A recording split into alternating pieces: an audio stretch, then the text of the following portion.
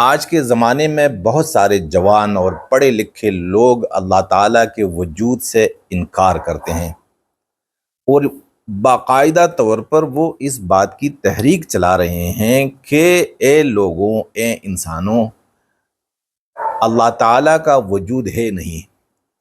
ان کی نظر میں، ان کے عقیدے میں کائنات یہ خود بخود وجود میں آئی ہے، اور اس کائنات کا کوئی بھی خالق نہیں ہے۔ یہ عقیدہ انہوں نے کیوں اپنایا ہے؟ اور جو لوگ ایسے لوگوں سے نفرت کرتے ہیں، انہیں اپنی نفرت کا نشانہ بناتے ہیں، انہیں ملحدین کہا کرتے ہیں، تو آیا ہم ان سے نفرت کر سکتے ہیں؟ یا یہ لوگ جو اللہ کی نفی کر رہے ہیں یہ قابل نفرت لوگ ہیں؟ مجھے تو ذاتی طور پر ان لوگوں سے بڑی ہمدردی ہے، بڑی محبت ہے، اور جو لوگ اللہ تعالیٰ کے وجود کی نفی کر رہے ہیں، اصل میں یہی لوگ اللہ تعالیٰ کے وجود کا اقرار کرنے والے لوگ ہیں۔ اگر آج یہ نہیں مانتے تو کل یہ سب سے بڑی داعی ہوں گے، کس کے؟ اللہ کے۔ کیونکہ ایک شاعر کے بقول وہ کہتے ہیں کہ نہیں ہے تو پھر انکار کیسا، نفی میں تیرے ہونے کا پتہ ہے۔ یا اللہ، اگر تو نہیں ہے تو لوگ انکار کیوں کرتے ہیں؟ اور جو لوگ نفی کر رہے ہیں آپ کے، تو اسی نفی کرنے میں آپ کے ہونے کا پتہ ہے۔ مقصد یہ ہے کہ کوئی چیز بھی ہو تو نفی اس چیز کی ہوتی ہے، نفی اس چیز کی ہوتی ہے جس چیز کا وجود ہو، اور جس چیز کا وجود نہ ہو اس کا تذکرہ بھی نہیں ہوتا۔ تو سب سے بڑی نفی جو ہو رہی ہے وہ اللہ کی ہو رہی ہے۔ تو اس کا مقصد یہ ہے کہ اللہ تعالی کا وجود ہے۔ اب اللہ تعالی کیسے ہیں؟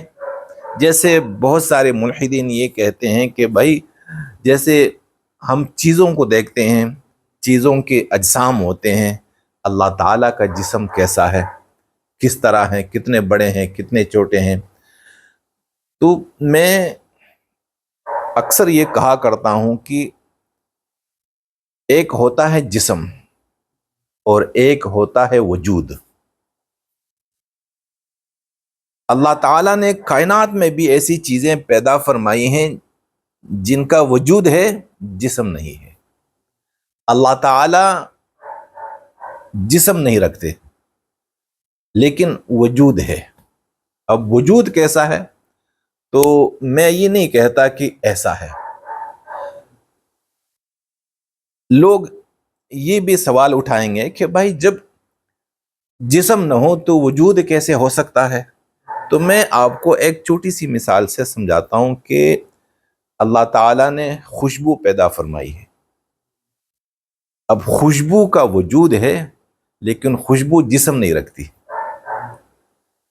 اسی طرح اللہ تعالیٰ کا وجود ہے، جسم نہیں ہے۔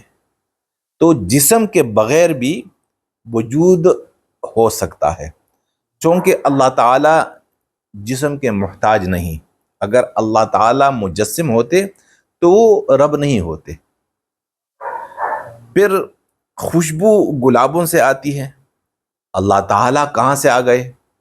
تو اللہ تعالیٰ کہیں سے نہیں آئے، سب کچھ اللہ تعالیٰ کی طرف سے آیا ہے اور سب نے اللہ کی طرف جانا ہے۔ تو یہ جو لوگ انکار کرتے ہیں اللہ تعالیٰ کی ذات کا کہ اللہ تعالیٰ نہیں ہے، تو ان کو کس نے اللہ تعالیٰ کے انکار کرنے پر مجبور کیا ہے؟ اس میں قصور کس کا ہے؟ جنہیں ہم ملحدین کہتے ہیں، جنہیں ہم اپنی نفرتوں کا نشانہ بناتے ہیں، تو کیا یہ خود بخود ملحدین ہوئے ہیں یا ان کو کسی نے مجبور کیا ہے؟ تو جو لوگ اللہ تعالیٰ کی ذات سے انکاری ہیں ان کو مذہب کے لوگوں نے، مذہب کے اکابرین نے اس بات پر مجبور کیا ہے کہ وہ اللہ تعالیٰ کے وجود کا بھی انکار کرنے لگتے ہیں۔ لیکن ان کی حماقت بھی ہے۔ وجہ یہ ہے کہ اگر وہ مذہب سے اختلاف رکھتے ہیں، وہ مولویوں سے، پیروں سے اختلاف رکھتے ہیں، تو یہ اختلاف تو مجھے بھی ہے، رکھ سکتے ہیں، لیکن ان کی وجہ سے اپنے خالق سے انکار کرنا یہ حماقت کی بات ہے۔ جو لوگ اللہ تعالیٰ کی ذات سے انکار کرتے ہیں، کیا یہ نارمل ہیں یا یہ نفسیاتی مریض ہیں؟ تو حقیقت یہ ہے کہ یہ بیچارے، ان کو نارمل نہیں رہنے دیا گیا ہے، ان کو مذہب والوں نے پاگل بنایا ہے، اور یہ پاگل بن چکے ہیں، یہ نفسیاتی مریض بن چکے ہیں، اسی وجہ سے اللہ تعالیٰ کی ذات کا انکار کرتے ہیں۔ ایک بار ہمارے بنیر کے ایک بہت بڑے شخص جن کا نام ہے شیر امان خان، اور وہ کمیونسٹ پارٹی آف پاکستان کے بہت بڑے رہنما تھے، بلکہ ہمارے بنیر کے جتنے بھی سیاسی لوگ ہیں ان کے استاد تھے، اور اب بھی زندہ ہیں۔ اللہ تعالیٰ ان کی زندگی میں برکت عطا فرمائے۔ ایک بار میں ملیشیا سے گیا تھا اور انہوں نے میری دعوت کی، تو جب میں ان کے ڈیرے پہ گیا، مجھ سے پہلے ایک جوان ان کے سامنے بیٹھا تھا، اور جب میں گیا تو ان کی بات منقطع ہو گئی۔ میری عادت یہ ہے کہ جس محفل میں جاتا ہوں تو دعا سلام کر کے پھر خاموش ہو جاتا ہوں، کہ پہلے سے اگر کوئی بات چل رہی ہو تو اس بات کو چلنے دو، ہم بعد میں بات کر لیں گے۔ میں حسب عادت خاموش ہو گیا، اور اس جوان نے اپنی بات شروع کر دی اور کہا کہ میں ایتھیسٹ ہوں، یعنی اللہ کا انکاری ہوں، اور اس بات کی تشہیر یا اس بات کی دعوت میں فیس بک پر بھی چلاتا ہوں کہ اللہ تعالیٰ کا وجود نہیں ہے۔ شیر امان خان جو پہلے اللہ تعالیٰ کے انکاری تھے اور کمیونسٹ پارٹی کے بڑے ممبر تھے، تو انہوں نے جب بات سنی تو اس جوان سے کہا کہ دیکھو بیٹا، آپ نے جس بات کا اظہار کیا کہ اللہ تعالیٰ کا وجود نہیں ہے، تو یہ وقت مجھ پر بھی گزرا ہے، میں بھی اسی طرح اللہ تعالیٰ کی ذات کا انکاری تھا۔ یہ انکار اللہ کی ذات سے یہ ایک نفسیاتی بیماری ہے۔ کس نے کہا؟ شیر امان خان نے، اور کہا کہ میں بھی اسی نفسیاتی بیماری کا شکار رہا ہوں، اور پھر میں نے اس کا علاج کروایا اور اللہ تعالیٰ نے مجھے شفا دی ہے۔ پھر انہوں نے اس جوان کو پشاور کے ایک نفسیاتی ماہر ڈاکٹر کا نمبر بھی دے دیا، نام بھی دے دیا، اور کہا کہ آپ نے اس سے علاج کروانا ہے، اور جب آپ کو صحت مل جائے گی تو فیس بک پر آپ یہ بات لکھیں کہ پہلے میں اللہ تعالیٰ کا انکاری تھا، لیکن اب مجھے پتہ چلا کہ اللہ تعالیٰ کا وجود حقیقی ہے اور حق ہے۔ انہوں نے آخر میں اس جوان سے کہا کہ دیکھیں بیٹا، مثال کے طور پر ہم یہی سمجھ لیتے ہیں کہ اللہ تعالیٰ نہیں ہے، جیسے آپ کہتے ہیں کہ اللہ نہیں ہے، تو چلو میں آپ کی بات مان لیتا ہوں کہ اللہ نہیں ہے۔ اللہ کو ایک سائڈ پہ کر دے، مجھے پوری کائنات جو کچھ بھی ہے اس کا کوئی بنانے والا تو ہوگا، خود بخود تو اس ساری مخلوق نہیں بنی نا۔ تو اگر اللہ نہیں ہے، اس کا متبادل مجھے دکھا دے۔ اگر آپ کی دشمنی ہے اللہ کی ذات سے، آپ کی نہیں لگتی، آپ کی نفرت ہے، تو چھوڑ دے، اللہ کو ایک سائڈ پہ رکھ دے، لیکن اس کا متبادل مجھے دکھا دے کہ بھائی یہ نہیں ہے، یہ ہے کائنات کے خالق۔ تو اصل میں اللہ تعالیٰ کا وجود ہے، حقیقی ہے۔ جو لوگ انکار کرتے ہیں وہ نفسیاتی مریض ہیں، جس طرح میں اکثر دیکھتا ہوں ان کی ویڈیو، اور میں نے بھی ایک ویڈیو شیئر کی ہے ان کی۔ اویس اقبال نام ہے، ایک صحافی ہیں، بڑے اچھے جوان ہیں، اور وہ اپنے آپ کو ملحد بھی کہتے ہیں، مولیوں سے بحث بھی کرتے ہیں، اور اللہ تعالیٰ کے وجود کا انکار کرتے ہیں۔ اسی طرح مرنے کے بعد کی جو زندگی ہے اس کے بھی وہ انکاری ہیں۔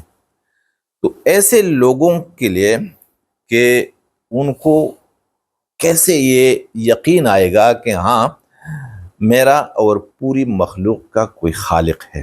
جس طرح ایک گھر اور ایک چھوٹی سی چیز خود بخود نہیں بن سکتی، تو پوری کائنات کیسی بن گئی؟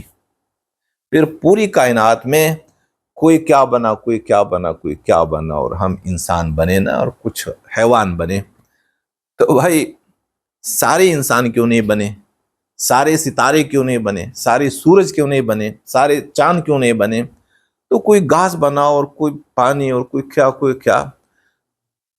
یہ کوئی ہے جس نے مخلوق کو تخلیق دی ہے، اور پھر اپنی مرضی سے کسی کو کیا بنایا اور کسی کو کیا بنایا۔ اب اویس اقبال اور ایسے جوانوں کی رہنمائی کے لیے ہمیں یعنی انہیں کس کی پیروی کرنی پڑے گی؟ کس کی تعلیمات میں ان کے لیے روشنی ہوگی؟ تو اگر آپ مولیوں یا پیروں کی کتابوں میں جائیں یا ان کی پیچھے لگیں، تو انہوں نے تو ایسے جوانوں کو کریٹ کیا، انہوں نے تو ایسے جوانوں کو اللہ کے انکار پر مجبور کیا، کیونکہ ان کی کتابوں میں سوائے نفرت کے اور کچھ نہیں ہے۔ تو میرا جو یوٹیوب چینل ہے، زیادہ تر میرا کام غنی خان جو پشتو کے ایک مشہور شاعر ہیں اور خان عبد الغفار خان کے فرزند اکبر تھے، خود بڑے عالم، بہت بڑے عالم، اور عربی ایسے بولتے تھے جیسے ہم پشتو بولتے ہیں یا اردو بولتے ہیں، بڑے فقیہ، انجینئر تھے، اور سیاسی جانشین تھے خان عبد الغفار خان کے، لیکن وہ فقیر بنے اور پھر درویش بنے۔ لوگ درویش کہتے ہیں، میں درویش کہتا ہوں کہ درویش، یعنی غنی خان درویش بنے، اور انہوں نے اپنی پوری زندگی فقیری میں گزاری اور شاعری کی۔ ان کی ایک کتاب جو میرے ہاتھ میں ہے، یہ کتاب ہے، اور اس کتاب کا پشتو میں جو نام ہے وہ ہے لٹون۔ لٹون کہا جاتا ہے تلاش کو، یعنی جو ہستی ہمیں نظر نہیں آتی، اور جس ہستی کو ہم اپنے آپ سے بہت دور سمجھتے ہیں، اور جو ہستی پوری کائنات کی خالق ہیں، وہ ہمیں کیسی ملے گی؟ تو اس پر یہ اتنی بڑی کتاب انہوں نے لکھی ہے، اور اس کا نام کیا ہے اردو میں؟ تلاش۔ کس کی تلاش؟ اللہ تعالیٰ کی تلاش۔ تو اس کتاب میں یہ غنی خان، جن کی نہ داڑھی تھی نہ پگڑی تھی، اور صوم صلات کے پابند بھی نہیں تھے، لوگ ان پہ الزام لگاتے ہیں کہ شراب بہت پیتے تھے، اور یہ فلسفی تھے، لیونے فلسفی، یعنی دیوانہ فلسفی تھے۔ تو انہوں نے کیا کہا مولیوں سے؟ اپنی اس کتاب میں 2 شعر لکھے ہیں، اور مولوی سے کہا کہ لرشا، یعنی ہٹو ملا صاحب، لرشا ملا جانا سدستا پا کتابونو کے، منگ سر وادے د وفا شوی دی خوبونو کے، مینای روخانه په مستی او خمارونو کې، رحمی مسکے دے د گلونو په مخونو کې۔ ہٹو ملا جی، کیا ہے تیری کتابوں میں؟ ہمارے ساتھ تو وعدے کیے گئے ہیں خوابوں میں۔ کون سے وعدے؟ وفا کے وعدے، یعنی اللہ تعالیٰ نے ہمارے ساتھ جو وفا کے وعدے کیے ہیں کہ میں آپ کے ساتھ یہ سلوک رکھوں گا، آپ کے لیے میں یہ کروں گا، وہ کروں گا، تو یہ وفا کے وعدے، کیونکہ اللہ تعالیٰ عاشق ہیں اور ہم معشوق ہیں، اور اگر ہم عاشق ہیں تو اللہ تعالیٰ معشوق ہیں، معشوق اور ہم عاشق، تو اس معشوق نے ہمارے ساتھ وفا کے وعدے کیے ہیں، تمہاری کتابوں میں نہیں۔ کہاں پر؟ خوابوں میں۔ آپ جس چیز کی طرف دیکھیں گے آپ کو پتہ چلے گا کہ وہ اللہ تعالیٰ کیا ہے۔ اور مینہ روخانہ پمستے او خمارونوں کے، اس کی محبت ہمارے لیے چمک رہی ہے مستی میں اور خمار میں۔ اللہ تعالیٰ نے انسان کو مستی بھی دی ہے، اور ہر نعمت سے لذت لینے کے بعد اس میں ایک مستی آتی ہے، ایک خمار آتا ہے، تو اس میں اللہ تعالیٰ کی محبت چمک رہی ہے۔ کس کے لیے؟ ہمارے لیے۔ کتابوں میں اللہ کی محبت ہمیں نظر نہیں آتی، اور رحم مسکیدے دگولن پا مخونوں کے، اس کا رحم میرے لیے کہاں مسکرا رہا ہے؟ پھولوں کے پتوں میں۔ آپ پھولوں کو دیکھیں، اس کے پتوں کو دیکھیں، تو اس کے پتوں میں خوشبو بھی ہے، رنگ بھی ہے، اور یہ رنگ اور یہ خوشبو اللہ تعالیٰ کے رحم کی مسکراہٹ ہے۔ مقصد یہ ہے کہ ملا کی کتاب، اس میں ایسی کوئی بات نہیں ہے جسے پڑھ کر یا جسے سن کر ہم اللہ کی تلاش میں لگ جائیں۔ اللہ کی تلاش کب آپ کو ضرورت پڑے گی کہ آپ اللہ کو تلاش کریں؟ جب آپ کو پتہ چلے، آپ کائنات پر غور کریں، تو پھر آپ کو پتہ چلے گا کہ جو انتظامات اللہ نے انسان کے لیے کیے ہیں، یہ انتظامات یہ عاشق اور معشوق کے درمیان تو ہو سکتے ہیں، یہ دشمن یا قاتل اور مقتول کے درمیان نہیں ہو سکتا۔ ملا کی کتابوں میں اللہ کی تصویر یا اللہ کا تصور ایسا ہے جیسے وہ قاتل اور ہم مقتول، جیسے وہ پولیس مین اور ہم مجرم۔ لیکن آپ کائنات کو جب دیکھیں گے تو کائنات میں آپ کو ملے گا کہ ہاں اللہ عاشق ہیں اور ہم معشوق ہیں۔ سمجھ آ گئی؟